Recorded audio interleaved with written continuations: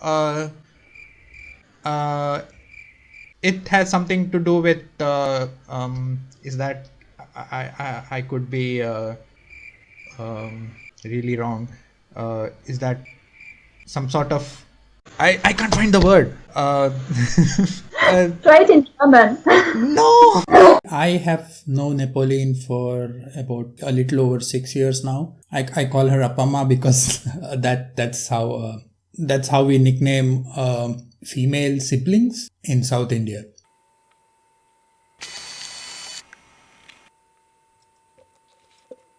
What I like the most about her is she's someone who works hard but is not a workaholic. There's a difference. She's so passionate about her free time, and I think that's how every one of us should be if you want that ideal work-life balance and basically be happy with your everyday life. I'll shut up now and I'll let her speak for herself. Aerospace industry, aerospace industry, aerospace industry.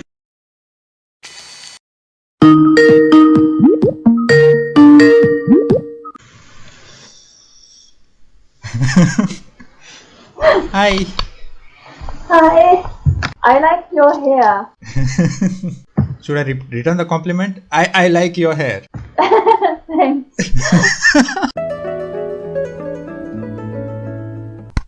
Mic check. Novi, please, this is not a podcast.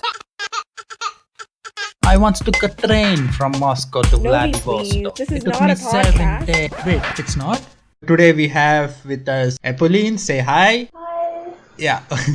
We have known each other for 6 years now. So we'll start with that first. Do you remember how did you discover Hogwarts is here? And were you a part of any other fandoms before HIH, or was that your first? I'm not entirely sure how I discovered the site.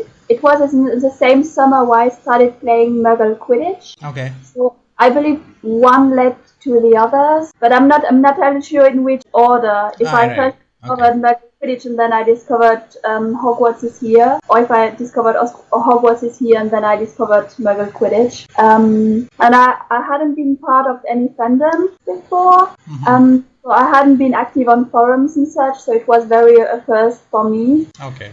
So same for me as well. You were quite active for the duration that the site lasted. I mean, it went downhill later on. So what courses did interest you, and which courses did you take part in? Because I'm in Slytherin, or because I consider myself to be in Slytherin, at first I was sure I was going to love potions. But actually I discovered that I enjoyed charms and astronomy a lot more. Okay. And I actually, like you said, I was pretty active. I kept pretty much up to date with the new lessons, and I ended up becoming a prefect for charms and potions. And I also was a head girl for astronomy for a while. Okay. I believe, I don't know if your question comes later on, but I believe my first meeting with you on Hogwarts is here was when I was a chat mode in the Great Hall. Okay. Like we had a forum which was a Great Hall, and I remember someone pretending to be 63 and having grandchildren at Hogwarts. Yeah. And I'm pretty sure that was you. Yeah, it was 61. Yes, I used to pretend I was really old, but it was fun. That was fun. Okay, you mentioned that you were a prefect and later on a head girl. So can you briefly describe what responsibilities you had and what used to happen behind the scenes? Yeah, sure. Because Hogwarts is here, at Hogwarts is here, you can enroll in real classes, like an online class in astronomy or potions or charms. You do have to write assignments at the end of a lesson. You have to take tests. It can be an essay or multiple choice questions or short answers tests. And because there were a lot of students enrolled, a single teacher could not grade every single essay by himself or by herself. Yeah. So they usually hired students who had good grades in this subject and who maybe for astronomy at least know a bit more about astronomy in itself, about the subject. and they would help grading the assignment. And a head girl who would, on top of that, also help the teacher maybe prepare some lessons. Okay. Or she would, or I would have teacher handle, I don't know how to say it, like when students complained because they thought they were being graded unfairly, you could like say, okay, I want my assignment to be regraded by the teacher or the head student, and you also could do that. So your responsibility was somewhere between PA and the professor. So you were like the medium between the two. Right, okay. That's enough of HIH. But since you mentioned astronomy, we'll start with that. You are someone who really loves astronomy. I think you already are pursuing a career which is closely related to it. Kind of, well, as you can see, I have like our newest telescope behind me. I saw that. Which is that EQV mount. Okay. For a telescope which is 8 inches.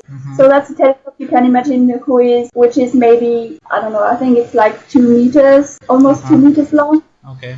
And about that deep. Okay. So you can see a lot with it, but it's actually like one of the beginners model when you start to really get interested in astronomy. So yeah, I studied translation and interpreting for the industry, and more specifically for the medicine industry and for the aeronautic industry. And that's from where I started with my interest for astronomy and aerospace industry. Yeah, right. Okay.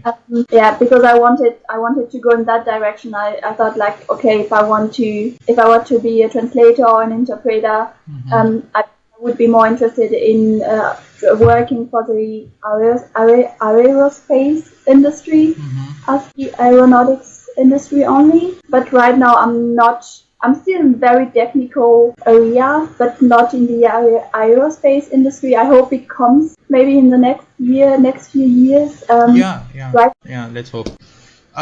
So you grew up in France. Yes, I'm And French. okay, so I want to know how did you end up in Germany? So yes, I'm French. I was born in France, in Burgundy, and I actually started learning German at a very young age. Even though no one in my family speaks German, no one in my family speaks English. They're all very, very French. Okay. So was that a choice or was that forced on you in school? That was at first forced on me at school. Okay. But I wouldn't say I was forced. I mean, it was a lot of fun. We just had a teacher at primary school who decided that she wanted to teach us German. And so I started when I was 6. We had like 1 hour a day of German. And it just like, I just kept learning German. So it made sense for me when I went into high school, when I got into high school, that I wanted to pursue learning German because I had actually never learned English before. So until I was 12, I had never learned, I couldn't speak any English, but I could speak some German already. So German is your second language and English is your third. Yeah. Oh, I did not know that. Okay. Okay. That's interesting. Yeah, and I actually refused to learn English. Because I started learning English with like 11 or 12, but I didn't want to. I was like, no, everybody learns English. I don't want to learn English. I mean, who wants to? I want to be different. I'm going to learn German. And so, yeah, I kept learning, and I actually enrolled in a French-German high school diploma. So I actually got a French high school diploma and a German high school diploma, which is called Abitur. Yeah. Okay. So how many years have you been in Germany now? I've been in Germany for almost 6 years now. Okay. Like, I think it's 5.5. So this is something that I was not aware of when I was back in India, and something that I learned from you when we met. We have met once. We met in Bonn last year. So this is the prejudice on my part, that I thought most Europeans or European culture didn't vary a lot. For me, I thought something like it was just different countries and different languages. Like we have states back in India, with each state has a different language, but there is a common link between all Indians. So this is what I had thought. So I learned from you that, and later on after moving here, I also realized firsthand that there is a lot of cultural differences between people across the border. And so what cultural shock, or if at all, did you experience when you moved here? Something I didn't really expect, because I also thought, okay, we are like neighbors. Mm-hmm. It won't be too different, but it's pretty different, especially because I live in Bavaria, Okay. which is a very conservative part of Germany. Mm-hmm. For instance, one of the main differences that comes to my mind even in day-to-day life is there is nothing open on a Sunday in Bavaria, in Germany, because it's In like... France, that's not a thing? No, it's not. It's not. In France, like a lot of shops are closed on Sunday, but a lot of shops are also open. Okay. Unlike restaurants are open, and in Germany, it's very difficult to find something that's open on a Sunday. Yeah, I struggle with that as well. Yeah, and also, especially in Bavaria, I'm not sure. I think it's a bit different in other part of Germany. Like the shops close very early. Like the latest the shops are open, stays open is like until 8 p.m. Okay. And after 8 p.m. everything is closed. So in France, like for instance, my best friend lives in France, and we Skyped yesterday, and she wrote to me, oh, okay, we're going grocery shopping, we should be back at 9:30 p.m. at the latest. And I was like, what are you going grocery shopping at 9:30? Yeah. So yeah, another difference is maybe like German people eat like at different times and they eat differently like what I'm used to, which was also a big shock for me. Okay. When I moved here, or actually when I was a teenager and started like doing trips to Germany and doing like school exchange, because usually you would have like a very big breakfast, but it's the same in France. Only in Germany you usually have a savory breakfast, where in France you have a sweet breakfast. Okay. Then in France you would eat a warm meal around noon, and you have like a huge lunch break. In most schools or in most workplaces you have like 1 to 2 hour lunch break. Okay. And in Wow. Germany, students don't have a lunch break because school finishes at 1 or 2 p.m. So they have very short lunch break where they eat a sandwich maybe. Okay. And they will actually eat because they eat only a sandwich like around noon or 1 p.m. maybe when they leave school. They will eat their dinner very early at like 5 p.m. Which is very, very weird for me. Yeah. Because I would only eat dinner at maybe 7:30 at the earliest. And I would also eat a warm meal. And most of the people, they will also eat just like bread with like meat on it, like wurst. I don't know how, like salami and sausages. Sausages, yeah, okay. And ham and cheese. So yeah, that was pretty weird for me because we do eat something maybe at like 4 or 5, which is a goûter, which is like a small snack. You eat between noon and 8 p.m. to ensure that you're not too hungry. And actually a funny story. My boyfriend is German. Yeah. And once I was back from work and I was actually eating my goûter. So I think I was eating a yogurt. Okay. And so he sat down next to me and also got like a bowl of yogurt, like a huge bowl of yogurt with muesli, with cereals. And he ate the entire bowl. And then he went to take a second one. And I was like, what are you doing? You cannot eat 2 bowls of cereals with yogurt. You won't be hungry anymore for dinner. It was like, it was at dinner already. No, it's 5 and it's a bowl of muesli. So no, it's not dinner. Okay. So apart from, that was when you initially moved in. But now that you have been here 6 years, have you experienced yourself turning into one of the Germans, or do you still face these cultural differences? I mean, I'm definitely a bit more German now because you do get used to the life here. Yes. You get used to the way people are doing stuff. For instance, in France, nobody cares about red lights like for pedestrians. If you see a red light, usually people will just right across, or they won't go to the zebra lines to walk across the street. They will just go across the road. And in Germany, you could get like really high fines if you do that. Yes. Especially if you do this in front of children, or if you walk on the bicycle lane in Germany, it can be very dangerous. So it's like some stuff you pay attention to that, and that you tell your family. When I'm back in France, I will tell my family, so no, don't cross, it's a red light. And everyone was like, there is no car, why should we wait? And I was like, no, but it's a red light, we have to wait. Germany doesn't have the best cuisine, doesn't have the best food. I still miss the cheese. Very yummy cheese. Okay. Yeah, you're French, you have the right to say that. How about the weather though? It's not too different, but when it's colder, especially because I live in Munich and I used to live so it's like central east part of France. Okay. So we had like a milder weather. We wouldn't get as much snow as we do in Munich. Even though it has snowed only once this year. This year has been very, very warm. Yes. Usually in Munich, it's not unusual that it snows almost without not any interruption between October and April. So it is colder, but I'm actually not bothered by the cold. So for me, it was pretty okay.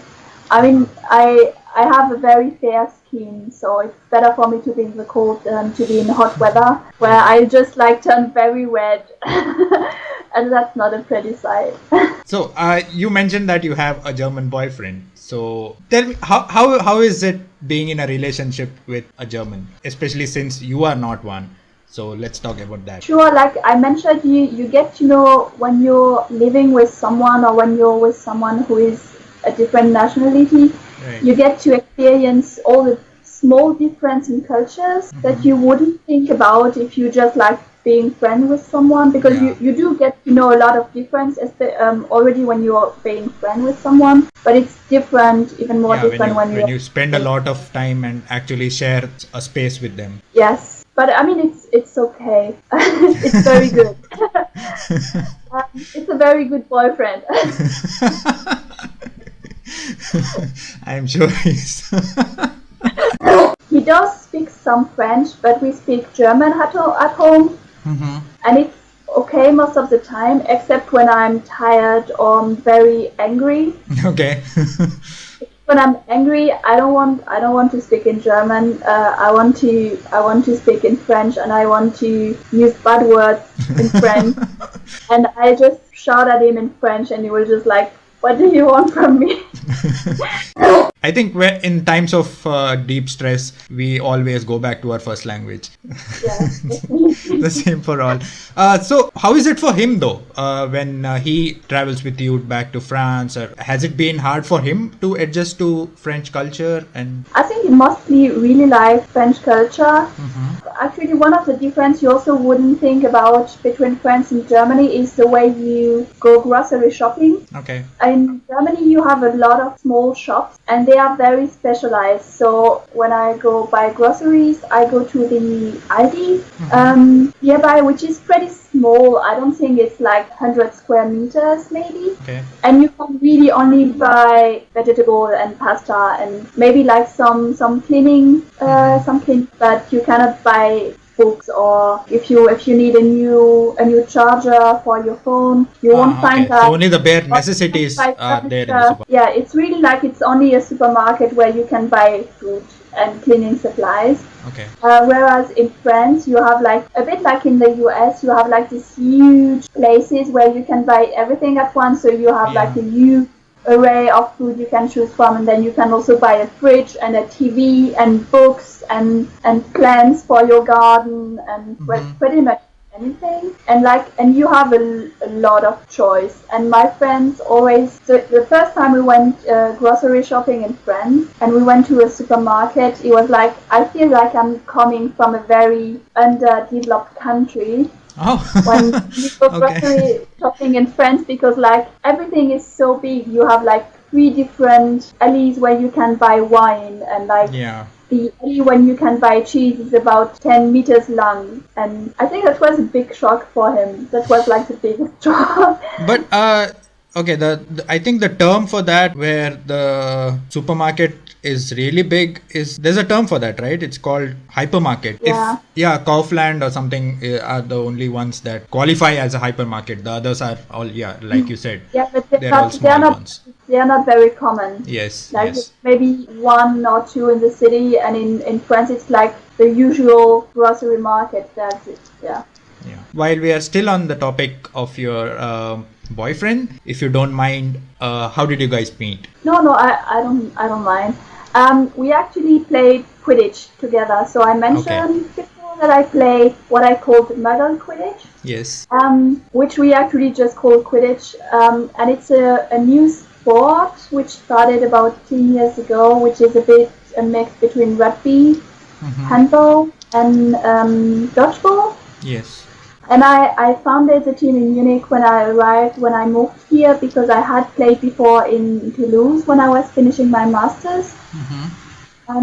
He joined the team about 1 year after that. Okay. But we didn't get together until 1 year after that. All right. Okay. So we were just like friends for a year, and then we went together to this one Quidditch event, which was like a weekend where you could attend workshops and improve on your sports skills, and that's where we got to know each other really good, because we drove there together, and we actually got more and more into talking and discovered that we have a lot in common. Oh, okay. Nice. Now that you took us into Quidditch, I know for sure, for a fact, that you are very involved in the Muggle Quidditch sport, and you also do these initiatives for children, I think. Yeah. So can you tell us about that? Yes, I actually like Quidditch Quidditch for adults. Is a high contact sport, so Yes. like I said, it's like rugby or American football, but we don't wear any protective gear, and it's played like it's a mixed gender sport, so every gender is come, and it can lead to some stupid situations, like a really huge guy tackling a girl to the ground, which happened to me in a competition, and I broke my collarbone, so that was wow. 3 years ago. Yeah. Had to get surgery. I was like a cyborg for a time, because like I had a metal plate on my collarbone to hold it together. So that was the end of my career as a Quidditch player. But I still wanted to remain in the Quidditch community, even though I wasn't participating in tournaments anymore. Very nice community. It's very open. You can get to know a lot of nice people, a lot of people from all over the world. And so I decided, because we had been thinking about it, to actually start a youth Quidditch team, like for kids, which doesn't have any physical contact, because it's too dangerous for kids, because we have kids between 8 and 14 years old, and the age difference would be too dangerous to include any physical contact. But I really like it.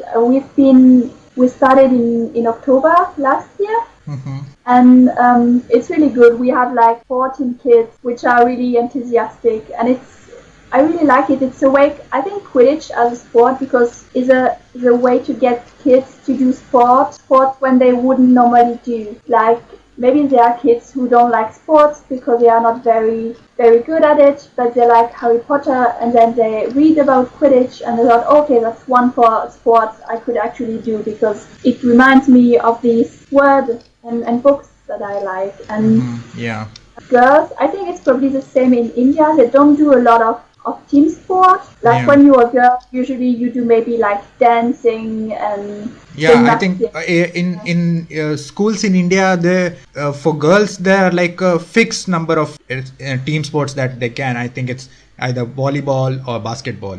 For guys, it's we have cricket and we do football, and there's a lot of things. But you're right. Yeah. And I think a lot of girls actually want to play team sports, but they maybe don't want to do soccer, to play soccer or basketball. And it's also a nice way to get them into a team sport where they'll say, okay, it's a team sport, but it's not a boy team sport. So it's one which is pretty much neutral, and it's good for the kids to be playing together, like mixed gender, because they actually see that it doesn't make any difference whether you're a boy or a girl when you play Quidditch, because it all comes to strategy and how you're playing with each other and how you play different strengths that you have. Okay, so it's something that focuses on strengths and weaknesses irrespective of gender. So basically what you're saying is okay. Exactly. All right, that's cool. What other hobbies do you pursue other than outside of Quidditch? Astronomy, of course. Yeah, of course. But I also really enjoy biking, riding a bike. Like it's a German national sport. I believe riding a bike and going hiking. And I also like crafts, so I like sewing or knitting. Okay. Lot of crafts, I'd say, and watching British crime TV shows. But I'm not sure if that counts as a hobby. That does. For me, it does. Okay. Since you mentioned hiking, you are someone, to be honest, you are, I think, the friend I have who has traveled the most and who also travels most frequently. So, do you have a list of countries that you have been to? Do you keep a list? I don't really have a list. It's true, I didn't mention traveling as a hobby, but I guess you could say that it's a hobby of mine. But we do have a map. I cannot really show it to you because it's on the other side of the wall. Yeah, maybe you can take a picture and then I can put it in later. Yeah, that's fine. We have a map where we can scratch where we've been, which countries we've been to. But we've only scratched the countries we've been to with my boyfriend together, which is only, I believe it's like six or seven. And I've been to a couple other countries without him, like, because I used to travel a lot and I still travel a lot, I guess. So I would say I've been to around 10 countries maybe. Okay. Yeah, and I actually lived in, I think, about 5 or 6 of them. Are you able to name them? Sure. Not in order, just randomly even, that's fine. Yeah. So countries I've lived in: France, of course, Germany. I in Switzerland for a while I was working there. Okay. Lived in the US for about 6 months during an internship. I also lived in China because I also studied in China for 1 semester. And I lived in the UK for a short while. Okay. So yeah, so that's 6 countries I've lived in. I also visited, like, countries I've visited are Italy, Spain, Scotland, Japan, Finland, Norway. Did I say Austria already? Czech Republic? No, you haven't. Okay. Belgium? Yeah. I think that's it. Wow, we were supposed that's a lot. Yeah. That's a lot already. Okay, I think for me it's like 3 or 4. That's it. Yeah, I envy you. But okay, now you mentioned Japan, so I want to ask about you also have some sort of role playing, or is that cost you? Yeah, because I don't know about it. So it's definitely not role playing. You mean Lolita, which is a Japanese fashion? Yes. Yeah, I'm sorry because I don't know anything about it, so I didn't want to be. It's a very common mistake when people actually see like the dresses I have. They usually ask, okay, is it role play? Is it like related cosplay to? Yeah. It's actually a bit different. It's like it's actually very different. Lolita is a Japanese fashion. Was created in the 80s. Okay. And which is based on like what you could expect from Rococo or Victorian British fashion. Only like the dresses aren't as long. They go up to your knees, and the idea is that you look like some kind of porcelain doll. When you're wearing them, so like ruffles and very sweet, very elegant. Yes. And it's like a movement that started in the Japan, which was Japanese culture. I mean, it's I don't want to assume it's like what I know from reading and about the Lolita culture, that it actually came to be because like being an adult in Japan isn't very fun because you work very long hours. It's a lot of responsibilities. You have a very strict dress code when you're working. So the Lolita style, Lolita fashion, which is so extravagant because it's a lot of colors, it's a lot of ruffles and lace. It was at first like a reaction against what it means to become an adult in Japan. Okay. For nowadays, and especially for European girls, I believe, and for me, Lolita is about being very feminine, but not being feminine and attractive to men. Like if you ask someone to describe, okay, what does it mean to be very feminine? So we usually say, okay, it's maybe when you have a big cleavage and when you have like a short skirt. And you're wearing like makeup. It's a view which is very biased towards what men will find attractive. Yeah, I get it. Yes. Wearing Lolita dresses, it's about being very feminine, but without being sexy. It's So about it's more being, like feeling attractive inside, and when you... Yes, exactly. It's like feeling attractive really for yourself. Okay. And attractive inside. How did you get introduced to it? Or when you spent time in Japan, or was that before? No, it was a bit before. I started wearing Lolita dresses, I'd say about 10 years ago. So my sister was actually, my older sister was a big fan of mangas and animes and of Japanese music, and she would listen to this one group which is called Malice Miser, where one of the guitarists is actually wearing Lolita, gothic Lolita, which is like black and white dresses, Victorian dresses.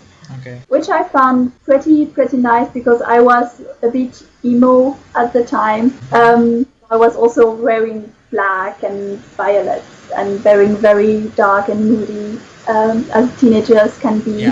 Yeah, you can. You are a teenager. That's fine. That's enough. You don't have to elaborate after that. So yeah, that's how I got into it. I saw that and I was like, oh, it's like, because like the Gothic culture in Europe is very hard, like very harsh. I find it's a bit like I'm going to get killed by someone who actually really enjoys like European goth culture. But for me, it was like a bit like Halloween. So it looks more frightening than it looks elegant and cute. And I still wanted to be elegant and cute, but I wanted to be dark and moody as well. And and Lolita fashion, or Gothic Lolita fashion, was like the perfect mix between the. So yeah, and there are like different styles of Lolita, like I said. So there is like Gothic, which is black and white mostly, and then you have Sweet Lolita, which is very sweet. So you have like teddy bears on the dresses and ice cream and a lot of pinks and blue and yellow. Okay. And then you have Classic Lolita, which is what I evolved to wear this time, which is a bit more classical, bit less extravagant, with some more muted colors like dark blue or dark red, some beiges, or which is a bit more like what you would expect women in the Victorian time to wear. I see. Okay. So, do you get many opportunities these days to, embrace the Lolita and how is it? I mean, are there many people where you live that is there a community? That is what I wanted to ask. Okay, yeah. I cannot wear it as often as I would like. I mean, when I was studying or when I started working, I used to wear it almost every day. Because I mean, that's the kind of clothes I like, and I really enjoy wearing, much more so than wearing like trousers. I actually hate wearing trousers. But I noticed this time, of course, because it's not that usual in Europe, people, like, especially at work, they tend to not take you seriously if you're looking a bit like a child, because you're looking like this doll, this childlike appearance. So I know I only wear them when I meet with my communities. There is indeed a community in Munich where I have a group of friends. The community is pretty big. I would say like maybe 30 people. Okay. And we meet about once a month, and we go to a museum or we go to a cafe together. They are usually very, very cultural or artistic activities. We go to visit an exhibition, or we have like sewing sessions where we can try and sew like some accessories for our dresses that go with the dresses, and where we can where we actually wear the Lolita dresses all together and then enjoy a nice afternoon, a nice day with each other. Nice. Since you mentioned that you cannot wear what you like at the workplace, I want to ask about that, because you are a woman working in the corporate workspace. Being a man, I'll admit that I cannot always fully relate to problems that women might face, but I also am someone who is for equality, and I feel that there should not be any focus on gender at all at the workspace, because we are all humans. But I want to know from the women's viewpoint.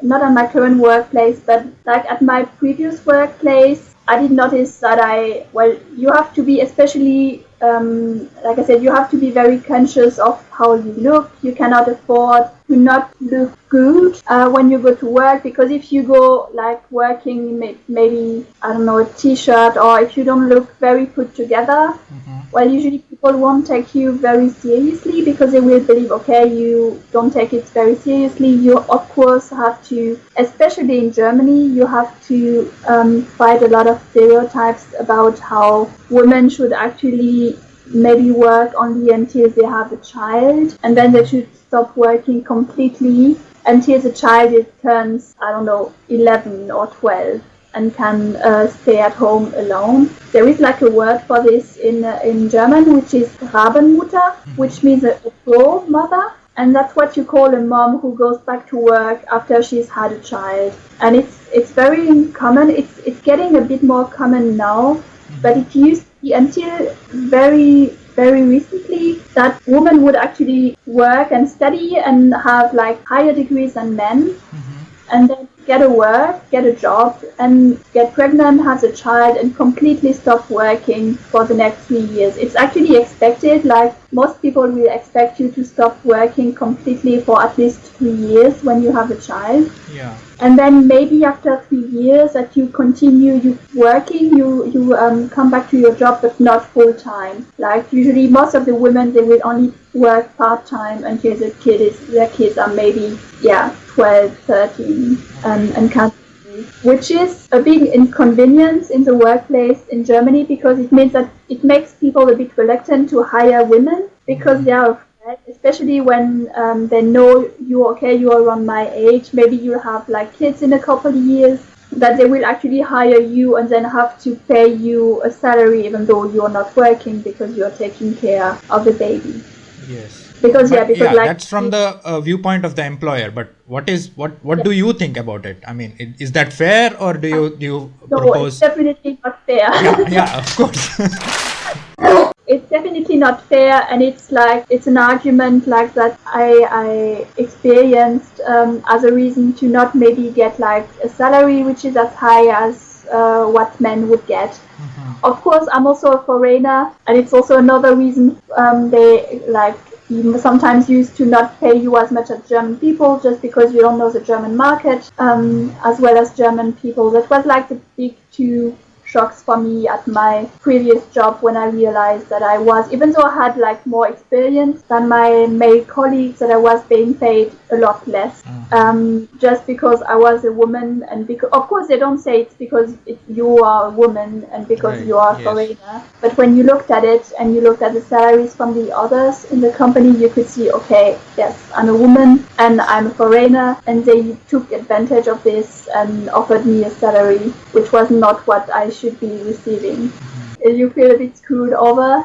when you discover that, and it's actually pretty difficult to make a claim when you try to approach such a subject and say, so yeah, why I want to be earning the same salary as the men do because I do exactly the same work. Yes. And they come back with the argument, well, you should have negotiated better. Well, I'm trying to negotiate now, or I'm negotiating now, so please don't turn me away. But they don't take you as seriously, I guess, because they also believe, that's my point of view, that you're expendable. I mean, everyone is expendable, kinda, but even more so when you're a woman, because you're not attractive to keep in the long term anyway, because you might have a child at some point.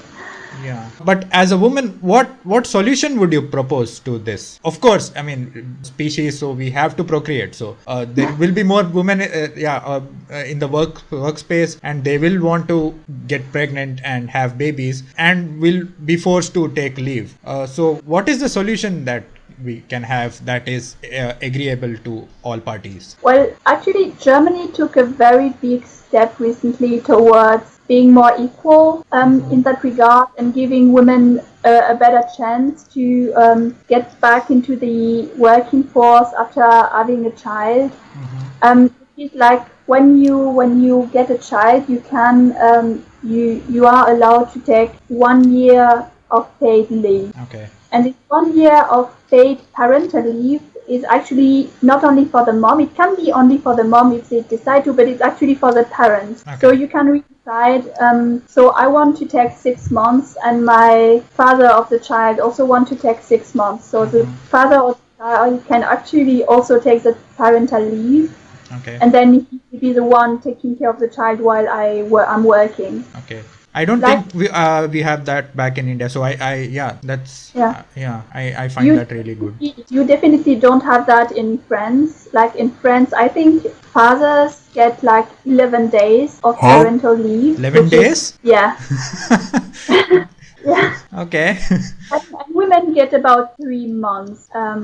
But the difference between France and Germany is that the structure there is around like kindergarten and childcare places is better in France. You can actually, like in Germany, it's very hard to find a place for your child because like the mandatory school system only starts at 6 years old. Where in France it starts at 3 years old, and before that, if you're working, the state or the city has to give you a place in a nursery or a kindergarten.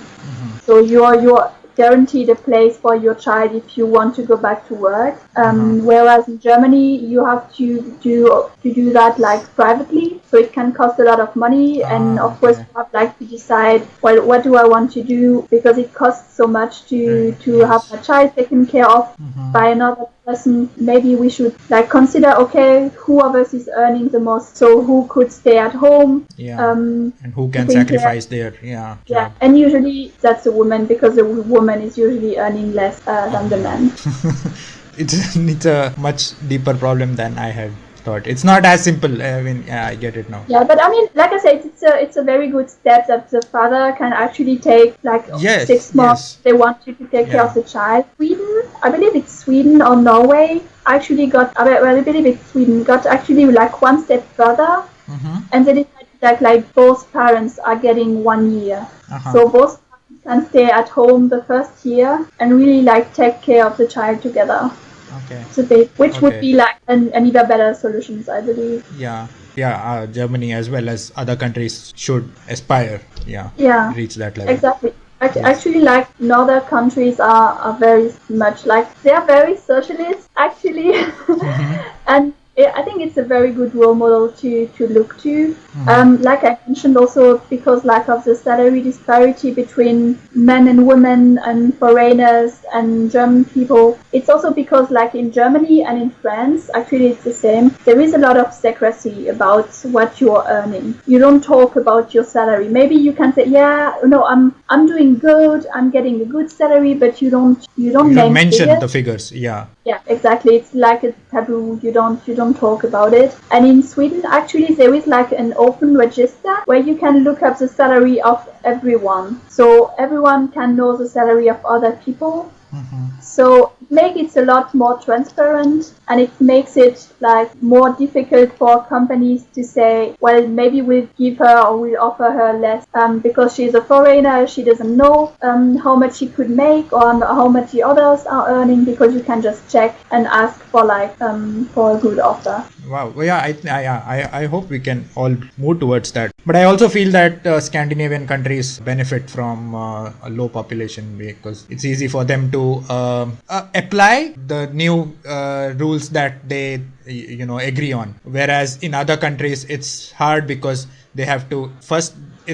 They are very diverse, especially countries like Germany or USA or India, where the population is huge, so it's difficult to apply one rule, and because you first have to test it in a small region and then maybe so. But yeah, I hope we get there someday. I've been talking a lot about how I find Germany. I would be Okay. very interested in learning about how you found Germany the first time, and what cultural difference you're actually noticing in comparison to India. Comparison to India, I think a lot of it, is the same as you felt, but maybe magnified, because I come from a place that is, of course, very overpopulated in comparison to here. It's really hard to enforce rules. But what I felt when I came here was, even though there's no harsh enforcement of rules, but people just follow them. I mean, it's I don't know how to describe it. I think a good example could be when I take the subway, for instance, and when I have people visiting from France or from other countries, and we go take the subway, there is no door, there is no barrier preventing you from entering the subway if you don't have a ticket, like there is in Paris or in London, where you have to swipe your card or your ticket to be able to enter. And to take the subway. In Germany, in Munich, there is just you can just enter. There is no barrier preventing you from buying a ticket. Okay. And my friends were so why are you buying a ticket? You don't need to. You can just enter and take the subway. It's no, it doesn't work like this. You have to buy a ticket. Yeah. Because you have to be honest. If you want to ride the subway, okay, I need to buy a ticket. It doesn't mean, of course, that everyone is buying a ticket. There will be people, like you said, breaking the rules, who are not buying a ticket. But most of the people will, even though, like you said, they could theoretically, they wouldn't have to follow the rules. There aren't a lot of controls, but they still do it. Yeah, that's what I really liked when I came here, because people just instinctively follow the rules. And in India, we are used to being told what to do, and unless you're told, we have to, the police has to enforce it. We had a rule that everyone has to wear seatbelts. We had to be told that unless you don't wear a seatbelt, you'll get a fine. But then, if you use common sense, you have to wear a seatbelt. It's for your own safety. You don't have to be scared of the police giving you a fine to wear a seatbelt, or if you are on a two-wheeler, to wear a helmet. But here it's not like that. Even I don't see it enforced, but people like the traffic lights, which you pointed out earlier, where people just cross only at the place, and even if there is no vehicles, people wait. I see that, and when I see that, I am motivated to follow rules. Whereas back in India, where I grew up, I was like everybody else. When you just, okay, there's no vehicle, there's no police stopping me, I'll just run across. Nobody has time to follow rules. But here, people include the time that you spend in traffic and stuff like that as part of their planning, and plan well ahead in advance, and they are able to still be on time. But in India, we have that excuse. We are always in a hurry. Being on time is actually something that's very, very German, and which is not French at all. French people are also always late because it's fashionable to be late. I don't know, because actually in France you usually say that it's polite to be late. When you're invited somewhere, that you should try to be late, because it gives your host more time to prepare. If you're 15 minutes late, and in Germany there was they will be very annoyed if you're late, because they say we meet at 7, so we meet at 7. Yeah, that is exactly what people are able to practice. Practice all these. Follow all these rules and still be punctual, and that I find I respect and appreciate the most about here. And I think the other thing that I actually noticed and I really like is the kids, the young, the babies. I haven't seen a German family up close, or a German young mother bringing up a baby. But I find that children as young as a year or less than 2 years, in public transport, when I see them, they're so well behaved, and I don't even see the mothers being really strict with the babies. So this is something that really is intriguing to me, and that I want to observe more in the future as well. I want to know what culture of upbringing that Germans have that result in babies that young being so polite, and because it's very rare I find a crying baby or a baby throwing tantrum in a bus or a train here in Germany. I don't know how, but I want to learn how that is done. That's actually one of the points. I don't notice too many difference between France and Germany. Okay. Because France is also very much about having to raise a polite child and teaching your child manners. And I remember being a child and learning at a very early age that you don't get, I have cousins who live in the US, and I remember seeing them as child and asking, the only food they would eat when they were 5, 6 were mashed potatoes and sausages. And so they would ask their mom to make a special meal for them, to make this mashed potatoes and sausages. And for me it was no, you just eat what the adults are eating, because that's the way we were raised. And I think it's the same in Germany. Of course, when you're a small baby and you don't have teeth, you get baby food, but as soon as you can eat real food, you eat what the adults are eating. There is no difference, and you learn table manners very soon. So I was I learned, okay, when you're eating, you don't eat like this. You don't eat. You don't have your hands when you're eating. You don't eat like this. You don't sit like this at the table. Okay. Or you don't have your hands under the table. You have your hands like this on the table, resting. But how are the manners? Told is I want to know how is the disciplining done? They're kids, right? It's how do you get them to follow? Because back in India we are okay. Now I think there's more awareness on not physically enforcing. You can't use force, but growing up, this wasn't there. So I and my sister have been beaten throughout our childhood. I think until we were in our early teens, we were used to it. I have scars literally from my dad hitting me with a belt or a wire. It was common, and it's not like it was just us. It's common in every household, and we always thought that is the level of disciplining that is required if you want the kids to listen to their parents. But I realized that no, you don't have to be verbally or physically abusive for your kids to listen to you. You can even do that with kindness. And in Germany, the mothers very early on, the parents, let's generalize, let's not just say mothers, there's a lot of independence given to the child here. Kids very young, they hang out with the other kids their age. But in India, that does not happen. It's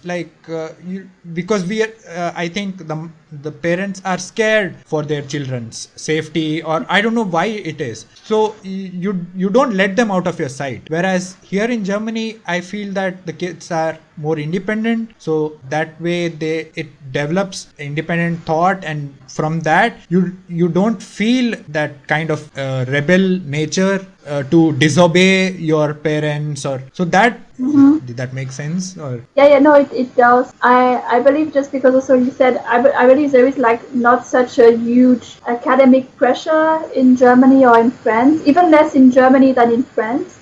Because in Germany it's actually very, very well seen when you're doing if you're in France, it's basically you have to go to university, but it's okay if you're not very good at school, but it's important that you go to university afterwards. And in Germany, they actually like, and also I believe that also may be a difference, and a reason maybe why the children are maybe more behaved, because like you really listen to your child's need, and if you see, okay, my child isn't good at school because he doesn't fit into the school system, it's very much okay for my child to actually do an apprenticeship instead, where they can work with their hands, because they are very crafty people instead, and they're just like not very good at math or German or science, and it's actually okay.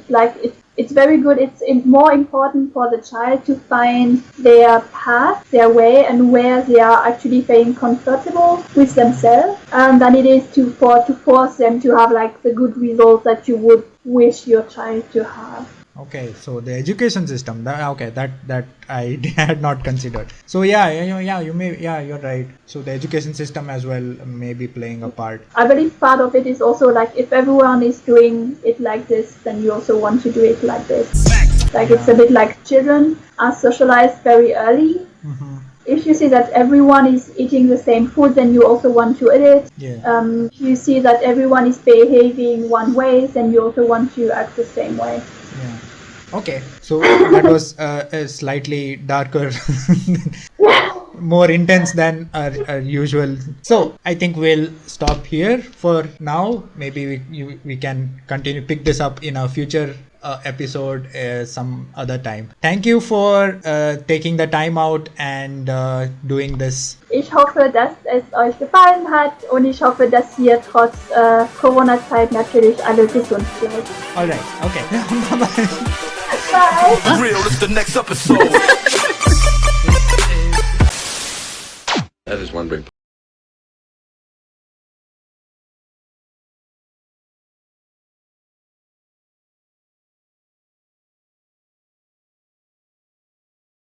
फिर subscribe करें टिंग टिंग टिंग।